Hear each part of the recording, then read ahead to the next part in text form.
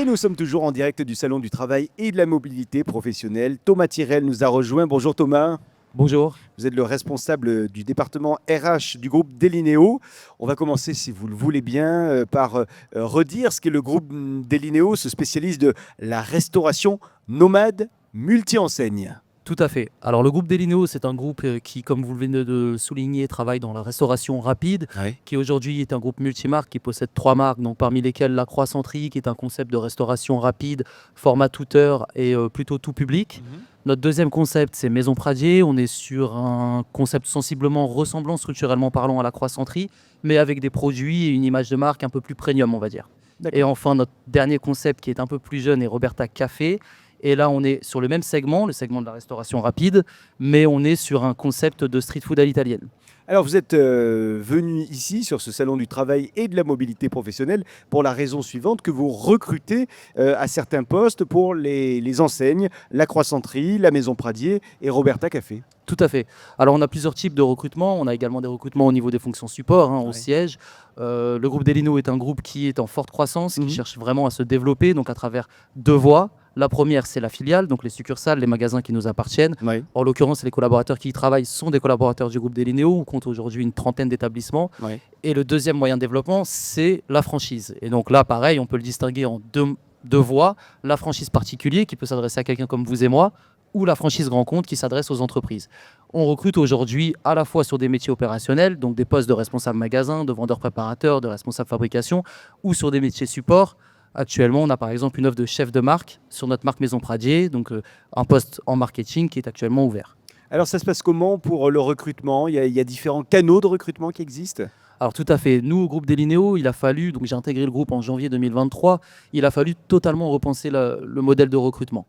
Donc ça a commencé déjà par revoir les outils qu'on utilisait.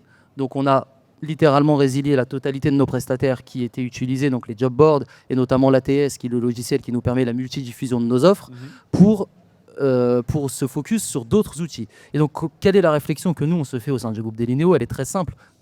Il faut chercher quel outil est adapté à quel public. Et c'est ce qui nous permet derrière d'avoir des outils qui sont adaptés à l'ensemble de nos postes. Ça, c'est la première étape. La deuxième étape, c'est évidemment de revoir le processus de recrutement.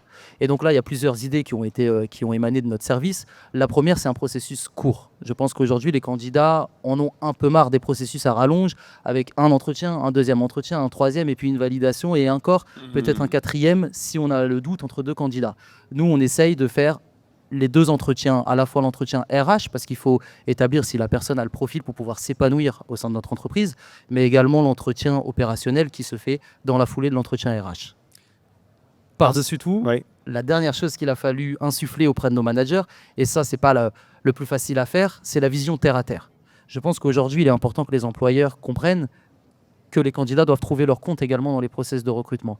Et pour ça, j'impose à nos managers, alors j'ai plus à l'imposer, aujourd'hui ils sont convaincus, mais j'impose à nos managers une transparence totale sur le poste et sur les avantages et les inconvénients de ce poste. Je pense que nous, il y a un enjeu qui est majeur, c'est qu'on travaille dans la restauration rapide. Oui. Aujourd'hui, on parle d'un secteur qui n'est pas forcément le plus attrayant.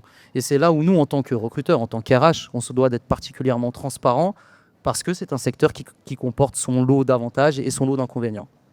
Donc, la transparence, c'est une manière de finalement répondre aux attentes des candidats sur ce que sera leur futur quotidien. Tout à fait. Ouais. En fait, c'est une double transparence. C'est une transparence à la fois sur ce que l'on recherche. C'est-à-dire que moi, par exemple, je mène mes entretiens Ouais. où j'explique carrément le profil que je recherche. Ça veut dire que la personne a le choix potentiellement de me donner des réponses qui vont convenir forcément à ce que j'attends parce que je lui ai dit ce que j'attendais.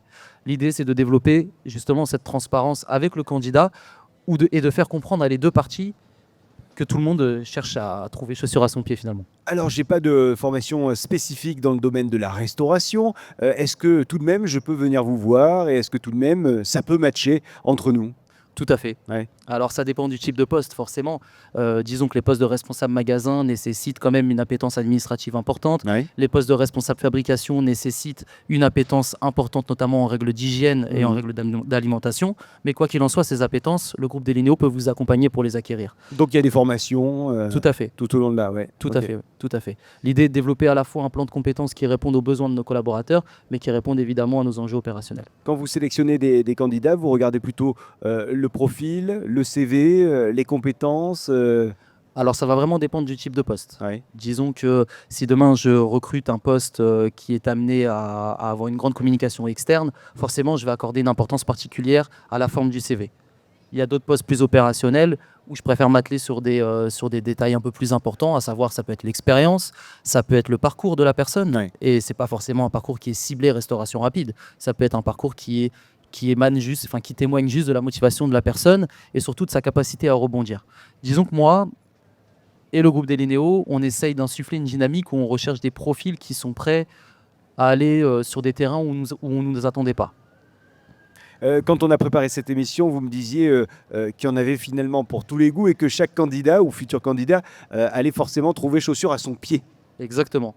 L'idée, vous parlez plutôt du salon, c'est ça? Plutôt des postes que vous proposez. Ah oui, forcément, pour les postes, effectivement, on a une variété de postes. Ouais. Et l'idée, c'est de se dire que de toute manière, dans chaque entreprise qui se développe et qui se développe bien, il y a un siège social. Et dans un siège social, il y a tout type de fonctions. Et puis après, c'est forcément la croissance de l'entreprise qui va déterminer les profils qu'on peut rechercher. Mais pour revenir sur votre question par rapport aux profils et notamment les profils cibles, Ouais. forcément, le manager a forcément une idée de ce qu'il souhaite recruter. Mais après, on est toujours ouvert aux bonnes surprises et figurez-vous qu'on en a pas mal. Alors, est-ce que là, on arrive sur la fin du salon du travail et de la mobilité professionnelle. Est-ce que vous avez eu déjà des rencontres, des accroches aujourd'hui? Alors, moi, j'ai pas participé à proprement parler Ouais. moi-même au forum, Mais étant le donné groupe. que j'avais mis mes équipes. Ouais. Donc, j'ai pas encore eu la chance d'avoir la restitution de mes équipes. D'accord. Mais hier, approximativement, déjà, on m'a transmis plus d'une cinquantaine de CV pour des postes sièges. Ouais. Je n'ai juste pas encore le retour sur les opérations, donc sur l'opérationnel. Mais pour les postes sièges, déjà, c'est déjà très concluant. On souhaite vous rencontrer, candidater. Ça se passe comment? Ça se passe où? Alors, il y a plusieurs voies hein, pour candidater. Déjà, on est dans un secteur où la cooptation et le passage direct en restaurant peut permettre de candidater. Nos D'accord. offres sont affichées en point de vente. Mhm. Au-delà de ça, il y a forcément notre site carrière qui est développé, où nos offres apparaissent. Et puis après, il y a effectivement toutes les recherches sur le net qui peuvent permettre de tomber sur différents job boards. Et enfin et surtout, et ça a été un petit peu notre cheval de bataille au cours de l'année 2024, c'est nouer des partenariats. Donc que ce soit au niveau de l'alternance, nouer des partenariats avec les écoles, Ouais. ou que ce soit au niveau des postes en CDI. Et donc là, on parle de deux types de partenariats. Les partenariats associatifs. Il est important d'inclure les associations au process de recrutement qui sont parfois très satisfaisantes, notamment pour pouvoir pourvoir nos postes. Et enfin, surtout, les acteurs gouvernementaux. Et en l'occurrence, je pense notamment à Pôle emploi qui organise de super sessions collectives et qui permettent de trouver, en plus de ça, des candidats qui eux aussi recherchent un travail. Avant de se quitter, Thomas Tyrrell, qu'est-ce que vous dites à celles et ceux qui nous regardent aujourd'hui et qui sont en fin de salon du travail et de la mobilité professionnelle? Qu'est-ce que vous leur dites pour peut-être venir grossir les rangs du groupe Delinéo? Je leur dis que vous êtes au bon endroit. Les entreprises comme le groupe Delinéo qui choisissent de venir à ce type de salon sont des entreprises qui choisissent à la fois de faire un investissement humain, parce qu'on met à disposition nos équipes pendant 48 heures, des fois 72 heures, en totale disposition du forum et donc ne sont pas à disposition de nos demandes opérationnelles qui arrivent quotidiennement. Donc des investissements humains et deuxièmement des investissements financiers. Forcément, si on détache des équipes, c'est des équipes qui sont payées et pas habituellement pour faire des forums. Et au-delà de ça, la participation à ces forums a un coût, forcément. Et, tout le monde doit s'y retrouver. Donc, disons que les entreprises n'investissent pas pour rien. L'idée est forcément de ne pas rentrer bredouille. Merci infiniment d'être venu jusqu'à nous. Vous étiez notre dernier invité, Thomas Tyrrell, responsable département RH pour le groupe Delinéo. Merci. Merci à vous.